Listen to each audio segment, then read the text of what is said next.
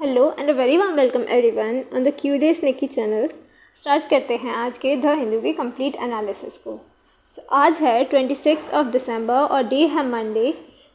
आज इकोनॉमी का पेज नहीं होगा, तो स्टार्ट करते हैं। देखो फ्रंट पेज पे ना नेपाल में जो न्यू पीएम बने हैं ना उनके बारे में है। ये जो न्यू पीएम बने हैं ना, एक्चुअली अभी नेपाल में काफ़ी ज़्यादा पॉलिटिकल इंस्टेबिलिटी चल रही है, बार बार चेंज ही हो रहे हैं पीएम। तो इन्होंने अपना एक दूसरा नाम रखा है प्रचंड, ये नाम है इनका, सेकंड नेम है। ऑफिशियल नेम इनका ददाल है।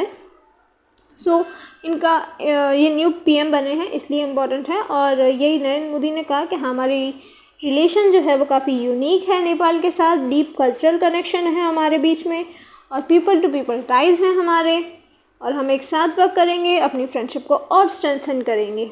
तो यही है, बस इतना ही आपको वनडे एग्ज़ाम के लिए इम्पोर्टेंट है। और यूपीएससी के लिए कैसे इम्पोर्टेंट है? यूपीएससी के लिए इंडिया और नेपाल के रिलेशन इम्पोर्टेंट है। क्यों? क्योंकि हमारे GS 2 के अंदर IR का सेक्शन है, उस IR के अंदर फर्स्ट टॉपिक है India and it's neighbouring relation. ठीक है, तो अब आइए आप पेज नंबर 5 पे, 5 नहीं 6 सॉरी, अच्छा 6 पे ना एक बहुत बढ़िया एडिटोरियल है, इम्पॉर्टेंट है आपके GS 2 के अंदर कॉन्स्टिट्यूशन के पार्ट से। देखो गवर्नर के पास ना एक पावर होती है, गवर्नर के पास जो बिल आता है ना उस बिल को असर देने की पावर आर्टिकल 200 में होती है। तो इधर ना राइटर उसी पावर की बात कर रहे हैं। तो स्टार्ट करते हैं। देखो इन्होंने कहा कि जो बिल है ना आर्टिकल 200 के अंदर गवर्नर के पास बिल तो आता है, बट उस बिल के लिए कोई प्रिस्क्राइब टाइमलाइन नहीं है। हाँ, तो इस टाइमलाइन ना होने की वजह से इस चीज़ का बहुत मिसयूज़ होता है। किसके द्वारा? जो ऑपोजिट पार्टी के द्वारा रूलिंग स्टेट्स है ना, जैसे वेस्ट बंगाल ऑपोजिट पार्टी के द्वारा रूलिंग है, तमिलनाडु है, जहाँ जहाँ जो सेंटर की गवर्नमेंट है वो नहीं होकर दूसरी गवर्नमेंट होती है, वो ऑपोजिट रूलिंग स्टेट होता है। तो उन स्टेट्स में ना बहुत मिसयूज़ होता है पावर। क्यों? क्योंकि देखो गवर्नर को अपॉइंट कौन करता है? प्रेसिडेंट है ना, प्रेसिडेंट अपॉइंट करते हैं। प्रेसिडेंट किनके कहने पे करते हैं? CM के कहने पे। CM मतलब council of minister. Council of minister कौन सी पार्टी के होते हैं? रूलिंग पार्टी के, है ना। तो जो गवर्नर होगा वो इनडायरेक्टली रूलिंग पार्टी के साइड ही फेवर देगा, क्योंकि उन्हें इनडायरेक्टली रूलिंग पार्टी ने अपॉइंट किया ना। तो यही होता है। तो गवर्नर रूलिंग पार्टी के साइड फेवर देने के चलते जो स्टेट अगर कोई अच्छा भी लॉ ला रहा हो ना, कोई एक्ट ला रहा हो, तो उस बिल के ऊपर गवर्नर बैठ जाता है और उसे पास ही नहीं होने देता, क्योंकि कॉन्स्टिट्यूशन में कोई लिमिटेड टाइम पीरियड नहीं है। तो इसी पूरे इसमें यही कह रहे हैं कुछ एग्जांपल्स देके। देखो पहला एग्जांपल इन्होंने ये बताया कि जो तमिलनाडु के अंदर online gambling and regulation of online games bill 2022 जो पास हुआ था ना, सॉरी एक सेकेंड, एक्चुअली थोड़ा ज़ुकाम हो गया तो स्नीजिंग सी आ रही थी। सो आगे जाते हैं। तो ऑनलाइन गेमलिंग का जो ऐप, ऑनलाइन गेमलिंग के ऊपर रेगुलेशन की बात, गैम्बलिंग मतलब जुआ लोकल वर्ड में कहें तो उसके ऊपर ना रेगुलेशन की बात की थी तमिलनाडु गवर्नमेंट ने, और उसे प्रोहिबिट करने की बात की थी। तो वो जो बिल था ना वो गवर्नर ने पास ही नहीं होने दिया, ना उसे अप्रूवल दी, ना उसे रिकन्सिडरेशन के लिए भेजा। उस बिल को आसपास कहीं जाने ही नहीं दिया, मतलब बिल अपने पास ही रखे बैठा है। ठीक है, प्रेसिडेंट तक को नहीं दिया, और क्योंकि कोई टाइमलाइन नहीं है। और दूसरा एग्जांपल है ये लोकायुक्त का।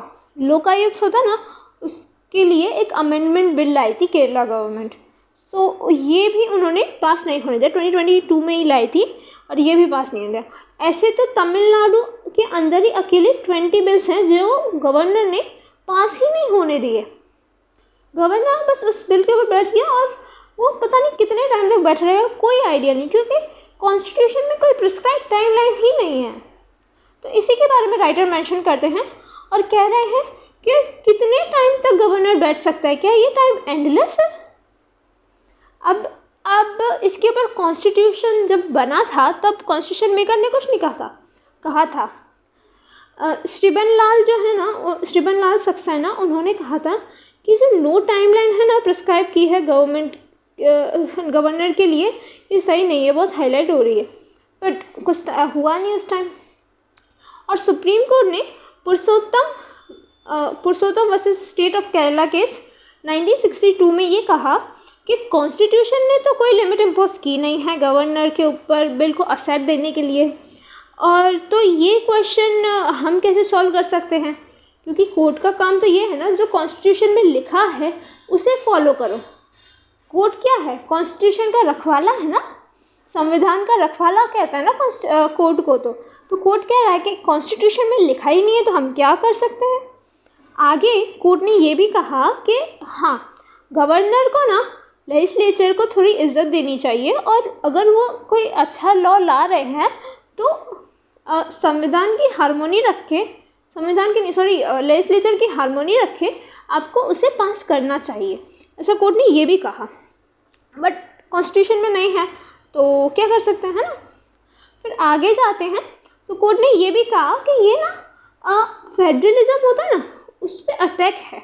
फेडरलिज्म पे अटैक, अब आप पूछोगे कैसे। देखो ये है हमारा इंडिया के अंदर है ये सारे स्टेट्स।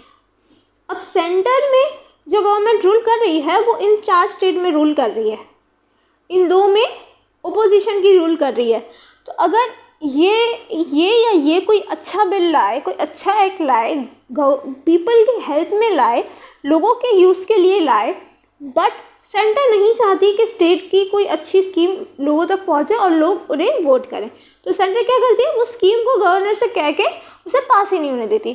तो ये कहीं ना कहीं यूनियन फेडरलिज्म को अफेक्ट कर रहा है। फेडरलिज्म मतलब स्टेट्स के पास भी खुद की पावर हो, ठीक है। फेडरलिज्म का मतलब तो यही होता है। तो गवर्नर के इस काम की वजह से ये फेडरलिज्म को अफेक्ट कर रहा है, ऐसे ये कह रहे हैं, सुप्रीम कोर्ट कह रही है ये हमारे फेडरलिज्म को अफेक्ट कर रहा है। आर्टिकल 1 ऑफ इंडियन कॉन्स्टिट्यूशन क्या कहता है, एक सेकंड, बहुत ज़्यादा गंदा हो गया था, ठीक है। आर्टिकल 1 ऑफ इंडियन कॉन्स्टिट्यूशन क्या कहता है, Bharat that is India is a union of states, लिखा है ना, यूनियन ऑफ स्टेट्स।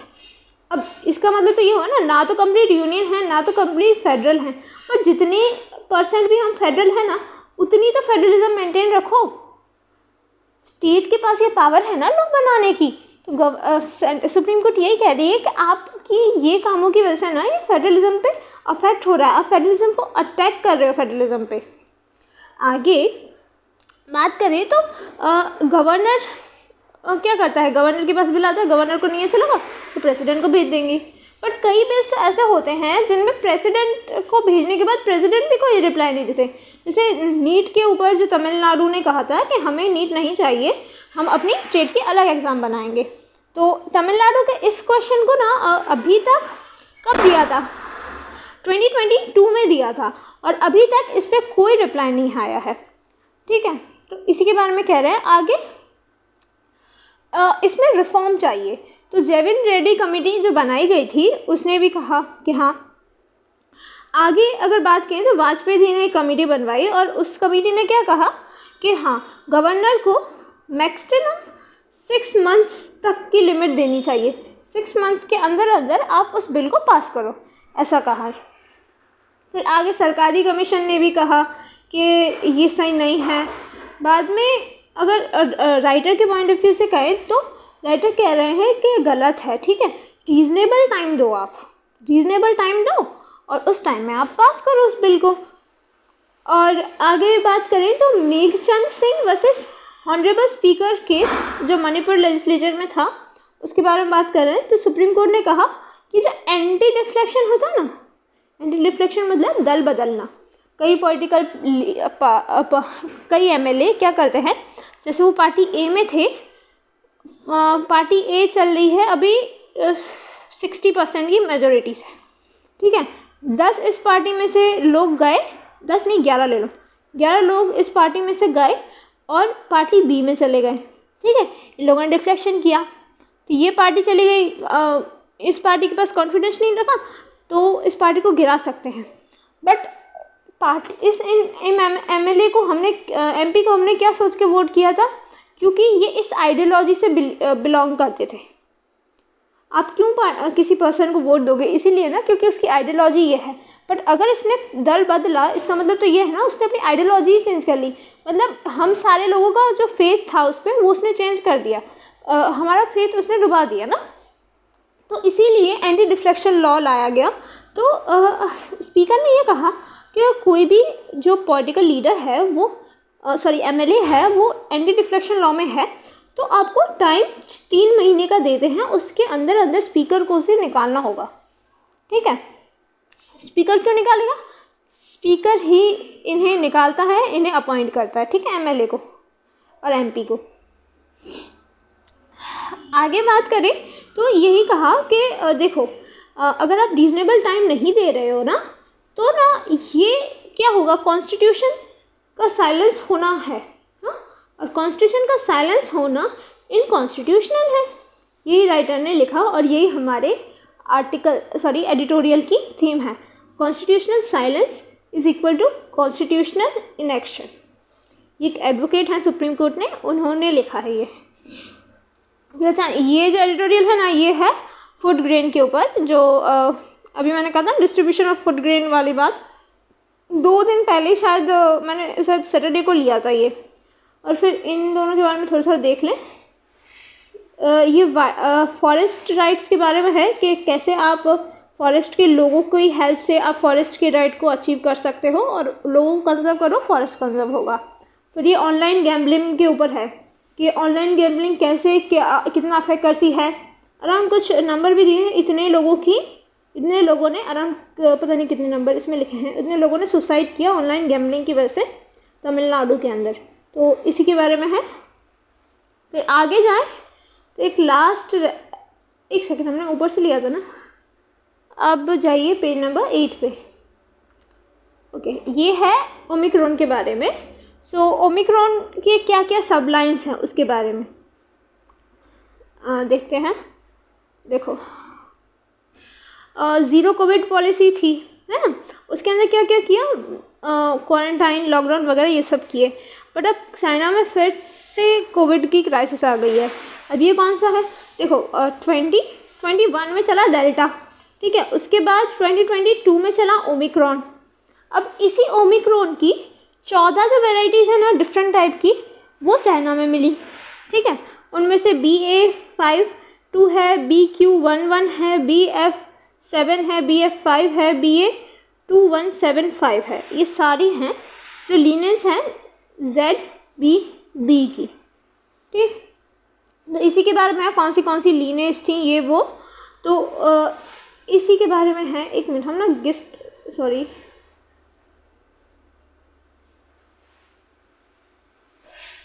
आ गया, हम ना इसकी जल्दी से गेस्ट पढ़ लेते हैं।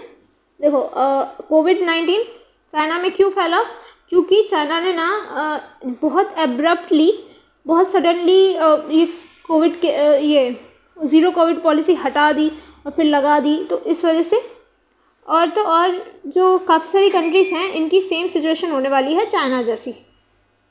क्यों, क्योंकि ये जो वेरिएंट है ज़्यादा इन्फेक्शियस है। अच्छा, वो तो था, कोरोना तो चल रहा है, 2-3 साल हो गए, 2 साल तो हो ही गए, चलने दो। चलो आगे जाएं तो KR Narayan institute of Kerala, इन्होंने क्या किया, पूरा मैं शॉर्ट में बता देती हूँ। कुछ स्टूडेंट्स थे, है ना, उन स्टूडेंट्स के अगेंस्ट डिस्क्रिमिनेशन हो रहा था। कहाँ, केरला के KR नारायण इंस्टीट्यूट में। कौन कर रहा था, उधर के डायरेक्टर का नाम क्या था, डायरेक्टर का नाम था शंकर मोहन, स्कूल के डायरेक्टर थे। वो इन बच्चों के साथ डिस्क्रिमिनेशन करते थे, बाकी बच्चों को मतलब ज़्यादा प्रिविलेजेस देते थे, इनको बिल्कुल भी नहीं देते थे, इनको बहुत बुरी तरह से ट्रीट करते थे। और जो स्टाफ में जो वर्कर्स होते थे ना, उनकी तरफ भी काफ़ी इनह्यूमन ट्रीटमेंट करते थे, जस्ट बिकॉज उनकी कास्ट की वजह से। तो इसी के बारे में है। अब आप जल्दी से गेस कर लो, क्यों काफ़ी डिस्क्रिमिनेशन किया स्टाफ के और स्टूडेंट्स के अगेंस्ट में, फिर डेली वेजर्स के अगेंस्ट में भी डिस्क्रिमिनेशन किया, और गवर्नमेंट ने कहा है कि एक हाई लेवल इंक्वायरी सेटअप की जाए इनके अगेंस्ट में, क्योंकि ये हमारे कॉन्स्टिट्यूशन का वायलेशन कर रहे हैं। कॉन्स्टिट्यूशन का वायलेशन कैसे? आर्टिकल 14 क्या कहता है? लॉ के सामने सब इक्वल है, ठीक है। आर्टिकल 15 जो कहता है अगेंस्ट डिस्क्रिमिनेशन, डिस्क्रिमिनेशन के अगेंस्ट है। और आर्टिकल 21 जो है राइट टू लाइफ, ठीक है, right to life and dignity. अच्छा, अगर आप किसी के साथ डिस्क्रिमिनेशन करोगे तो क्या उसकी डिग्निटी पे अफेक्ट नहीं करेगा? ऑब्वियसली करेगा ना, उसकी डिग्निटी पे अफेक्ट करेगा। तो यही था इसके बारे में। वेट, आपको सारे आर्टिकल्स दिखाएं। राइट टू इक्वालिटी के अंदर ये सारे आर्टिकल्स आते हैं। Article 14 equality before law, prohibition of discrimination on the basis of sex, क्या था यार, सेक्स, रिलीजन, हाँ रिलीजन, रेस, कास्ट, सेक्स और रीजन, इन सभी के बेसिस पे डिस्क्रिमिनेशन ना हो। फिर अपॉर्चुनिटी इक्वल मिले, अनटचेबिलिटी ना करे। देखो आर्टिकल 17 अनटचेबिलिटी का भी, सॉरी आर्टिकल 17 अनटचेबिलिटी का भी वायलेशन है ना। इन सारी चीज़ों का वायलेशन हो रहा है। अब वापस आ जाए तो पेज नंबर 10, इधर ये एक अच्छा आर्टिकल है, आप इसे अपने GS2 से लिंक करके देखिए। GS2 के अंदर जुडिशरी से, जुडिशरी कॉन्स्टिट्यूशन में ही देख लो, कॉन्स्टिट्यूशन के अंदर के लिए इम्पॉर्टेंट है। जस्टिस डिपार्टमेंट ने कहा है कि जो जजेस की एज है उसे आप इंक्रीज़ कर सकते हो नॉन परफॉर्मर्स के लिए, मतलब कैसे, पेंडेंसी ऑफ केसेस को कम करने के लिए। क्यों? देखो अभी ना जो जजेस की एज है वो 35 है सुप्रीम कोर्ट के जज की, और 32 है हाई कोर्ट के जज की, ठीक। और ऐसा नहीं है कि इसे इंक्रीज़ करने की कोशिश की थी, बट ये जो बिल था ना, ये 114th अमेंडमेंट, एक सेकेंड ब्लर है, हाँ 114th अमेंडमेंट बिल 2010 में लाए थे, बट वो पार्लियामेंट में पहुंचने से पहले ही लैप्स हो गया, क्योंकि 15th जो लोकसभा थी वो डिज़ोल्व हो गई, इस वजह से तो आगे नहीं पहुंचा। तो अगर जजेस की एज इंक्रीज़ कर देंगे तो पेंडेंसी कम होगी। क्यों कम होगी? जो एक्चुअल जो डायमंड है ना, ये मेरा डायमंड है, ठीक है, एक्चुअल जो डायमंड है ना जुडिशरी में, वो है एक्सपीरियंस्ड पर्सन। अब सुप्रीम कोर्ट और हाई कोर्ट के जो एक्सपीरियंस पर्सन है वो 65 की एज अटेंड करने तक तो मतलब उनकी रिटायरमेंट आ जाती है। कई लोग तो मतलब कुछ दिनों के लिए जज बनते हैं जस्ट बिकॉज के वो सीनियर मोस्ट होते हैं, है ना। तो अब इसके बारे में आपको एक बैकग्राउंड इन्फॉर्मेशन देखना है, इसमें पेंडेंसी ऑफ केसेस, इस पे चलो देखते हैं। हाँ,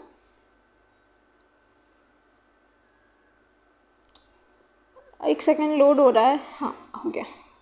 सो पेंडेंसी ऑफ केसेस देखें तो टोटल इंडिया में 4.7 करोड़ केसेस पेंडिंग हैं, जिनमें से 87.4% केसेस सबऑर्डिनेट कोर्ट्स में पेंडिंग है, 12.4% हाई कोर्ट्स में, और अराउंड 2 लाख जैसे केसेस तो 30 साल से पेंडिंग पड़े हैं।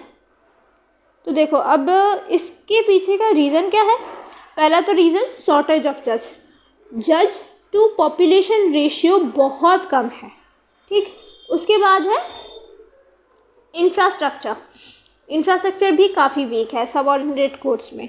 फिर 30% जो टोटल वैकेंसीज होती हैं ना, वो तो खाली हैं हमें जुडिशरी में। इतनी वैकेंसी खाली है तो जजेस की शॉर्टेज तो होगी। दूसरे आगे कोरोना का पैंडमिक, जिसमें कई बार कोर्ट्स को बंद भी रखना पड़ा, है ना, तो उसमें भी बैकलॉग बढ़ा। फिर आ गया लॉकडाउन के रिस्ट्रिक्शन, उसमें और ज़्यादा।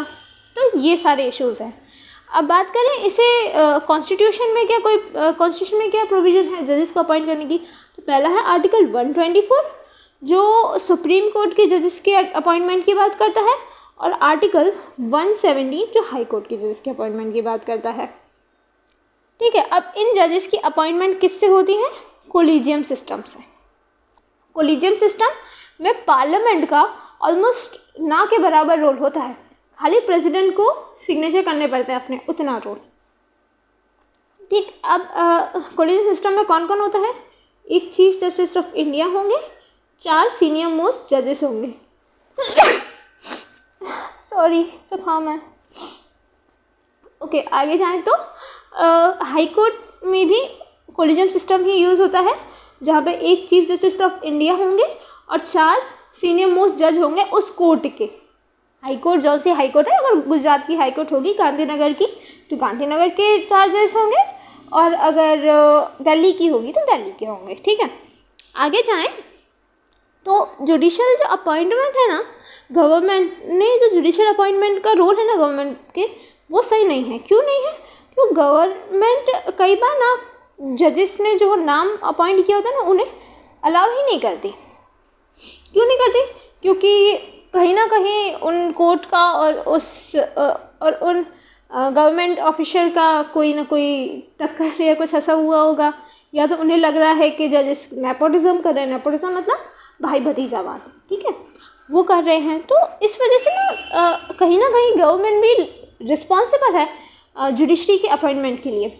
और दूसरा, गवर्नमेंट ना जो जजेस के अपॉइंटमेंट जल्दी नहीं कर रही, इसलिए लो जज टू पॉपुलेशन रेशियो है ना, वो बहुत ज़्यादा बड़ा है इंडिया में। अब इसका वे फॉरवर्ड क्या है? पहला तो है जजेस को जल्दी स्पीडी अपॉइंटमेंट ऑफ जजेस। ठीक है, जजेस ज़्यादा अपॉइंट करो, जज टू पॉपुलेशन रेशियो बढ़ाओ। ठीक है, उसके बाद आप फास्ट ट्रैक कोर्ट्स बनाओ, ट्रिब्यूनल सेटअप करो, और कौन सी लोक अदालत जैसी कोर्ट्स को सेटअप करो, ये सारी चीज़ें सेटअप करो। दूसरा, ई प्लेटफॉर्म यूज़ करो। ई प्लेटफॉर्म ऑनलाइन प्लेटफॉर्म यूज़ करो, ऑनलाइन नेशनल पोर्टल बनाओ कोर्ट्स का। आगे बात करें, जो रिसोर्सेज लूज़ होगा, ये मैंने पॉइंट ना अभी एक एडिटोरियल में से एडॉप्ट किया, जो रिसोर्सेज लूज़ हो गए हैं उन्हें वापस लाओ। जैसे जजेस हैं रिटायर्ड, वो बहुत अच्छा रिसोर्स हैं, उन्हें आप वापस लाओ। और एक और पॉइंट है, जो एज है जजेस की रिटायरमेंट की, उसे इंक्रीज़ करो। अभी मैंने बताया था ना आपको, ये पॉइंट इसी आर्टिकल से मैंने इसमें एडॉप्ट किया है। दूसरा, मीडिएशन टेक्नोलॉजी, मीडिएशन को बढ़ाओ। मीडिएशन मतलब जैसे 2 पर्सन के बीच में झगड़ा हुआ, दोनों की थोड़ी थोड़ी गलती है, तो मीडिएशन क्रिएट कर दो, दोनों को थोड़ा थोड़ा समझौता करवा के साथ में बैठा दो, ऐसा ना जेल जाना पड़े ना कुछ करना पड़े, वैसा उस टाइप का। फिर लोक अदालत बनाओ, है ना। इन सारी चीज़ों से आप उस डिस्प्यूट को सॉल्व करो। हेंस आगे आए तो पेज नंबर 12 के ऊपर ये आर्टिकल है, पीएम मोदी ने सबको प्रिकॉशन लेने का है कोविड-19 से। सेलिब्रेशन करो आप अपने फेस्टिवल का, पर प्रिकॉशन लेके करो। अब इसके बाद है ये इम्पॉर्टेंट, ये ना CPCB की रिपोर्ट आई है। अब आपके लिए इसमें 2 चीज़ें इंपॉर्टेंट हैं। एक तो इसके अंदर BOD के बारे में कहा है, बायोलॉजिकल ऑक्सीजन डिमांड। दूसरी, ये जो रिपोर्ट है, ये जो बॉडी है ना, इसके बारे में पहले बात करते हैं बायोलॉजिकल ऑक्सीजन डिमांड की। सेकेंड, हाँ, बायोलॉजिकल ऑक्सीजन डिमांड क्या होता है? कितना ऑक्सीजन चाहिए। बायोकेमिकल ऑक्सीजन डिमांड, जो कितना ऑक्सीजन चाहिए मराइन एनिमल्स को उस वाटर में रहने के लिए, कितना उनके लिए सही रहेगा, कितना वो जिससे वो सांस ले पाए। जैसे हमें ऑक्सीजन चाहिए ना, वैसे एक्वाटिक एनिमल्स को भी ऑक्सीजन चाहिए, बट उनका ऑक्सीजन डिजॉल्व्ड ऑक्सीजन होता है। तो BOD यही कहता है। तो BOD के अंदर क्या है, अगर 3 मिलीग्राम पर लीटर से अगर ज़्यादा हुआ तो पॉल्यूशन ज़्यादा है, उस जगह में एक्वाटिक एनिमल्स को दिक्कत आएगी रहने में। तो इसकी ना 3 लिस्ट होती हैं। P1 जिसके अंदर 30 मिलीग्राम पर लीटर, ये बहुत ज़्यादा सीवियर कंडीशन होती है। फिर P2 जिसके अंदर 20 to 30 मिलीग्राम पर 20 इधर आ जाइए 20 वेट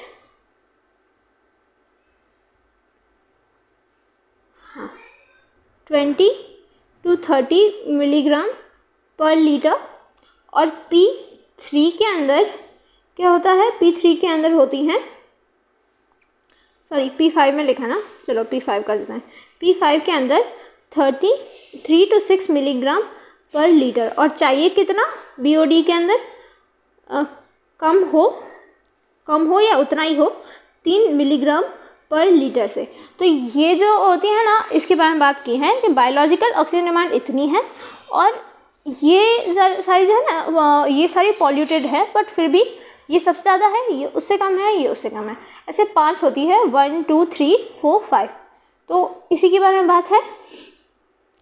तो ये जो वाटर पॉल्यूशन है ना वो कम हुआ है प्रीवियस टाइम में। क्यों कम हुआ है? क्योंकि हमने कुछ प्रोजेक्ट्स हैं, नमामि गंगा प्रोजेक्ट, उनके तहत काफ़ी सारा पॉल्यूशन कम हुआ है। पर अभी भी ये पॉल्यूशन रेट हाईएस्ट है। कहाँ? गुजरात और यूपी में, फिर महाराष्ट्र आ गया, फिर एमपी, बिहार, केरला, कर्नाटक और ये सारे स्टेट। ठीक, तो इसी के बारे में बात है।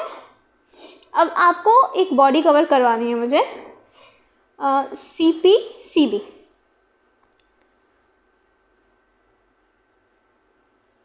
वेट, अब थोड़ा टाइम लगेगा। CPCB ये रही। ये जो CPCB है ना, एक स्टैट्यूटरी बॉडी है। ठीक है, ये बनाई गई है under water prevention and control of pollution act 1974 के अंदर। एक स्टैट्यूटरी बॉडी है। अगर कोई कहते CPCB कॉन्स्टिट्यूशनल बॉडी है तो मना कर देना, नहीं, वो एक स्टैट्यूटरी बॉडी है। अब इसका मेन प्रिंसिपल क्या है? प्रमोट करना वेल्स और स्ट्रीम्स को क्लीन रखने का, क्वालिटी ऑफ एयर इम्प्रूव करना और वाटर पॉल्यूशन को कम करना। ठीक है, इसका मेन फंक्शन है और ये एक स्टैट्यूटरी बॉडी है। ठीक है, अब इसके नेक्स्ट पेज पे थोड़े थोड़े आर्टिकल्स हैं। जैसे चाइना ने ताइवान की साइड ड्रिल स्टार्ट की और चाइना में कोविड के फिगर्स बढ़ रहे हैं और उसने अपने फिगर्स दिखाने भी बंद कर दिए गवर्नमेंट को। अब ये दोनों है ना एक दूसरे से इंटरलिंक्ड हैं। तो समझ लो ये चाइना है। ठीक है, चाइना की एक ऐसी पॉलिसी रही है कि जब कभी भी उनके गवर्नमेंट की कुछ पॉलिसी फेल होती दिखे ना, तो वो किसी बाहर के लैंड पे कब्ज़ा करके अपनी जनता को ये बताते हैं कि हाँ हमने कुछ किया है। ठीक है, हम फेल नहीं हो रहे हैं। तो अभी कोविड के फिगर बढ़ रहे हैं, लोगों को गुस्सा आ रहा है गवर्नमेंट के अगेंस्ट, तो चाइना ने ड्रिल स्टार्ट कर दी ताइवान के अगेंस्ट, है ना। जब चाइना में प्रोटेस्ट चल रहे थे तभी याद है अरुणाचल प्रदेश के तवांग रीजन पे उन्होंने प्रोटेस्ट चालू की थी। तो ये उनकी पॉलिसी रही है पहले से। अब दूसरा, पाकिस्तान के अंदर क्या है, अब इमेजिन करो कि ये पाकिस्तान का मैप है, इधर हमारा प्यारा भारत है। तो पाकिस्तान का ये वाला प्रोविंस है ना, ये है बलूचिस्तान का प्रोविंस। इस साइड थोड़ी रिसोर्सेज की कमी है और डेवलपमेंट प्रोसेस इधर नहीं हुआ और इधर के लोगों के साथ अच्छा बिहेवियर नहीं हो रहा। तो एक तरीका सॉरी बहुत ज़ुकाम हो गया। तो ना एक तरीका इधर प्रोटेस्ट बहुत बढ़ चुके हैं बलूचिस्तान में। इसके बारे में ही है। तो USA हेल्प कर रहा है और बलूचिस्तान के अंदर कुछ 6 आर्मी पर्सन्स की डेथ हो गई है, इसी के बारे में है। और USA ने ये भी कहा है कि इस्लामाबाद के अंदर, ये तो इस्लामाबाद नहीं है, पता नहीं कहाँ है, पाकिस्तान का मैं इतना अच्छे से नहीं पढ़ा, इस्लामाबाद के अंदर अटैक हो सकता है।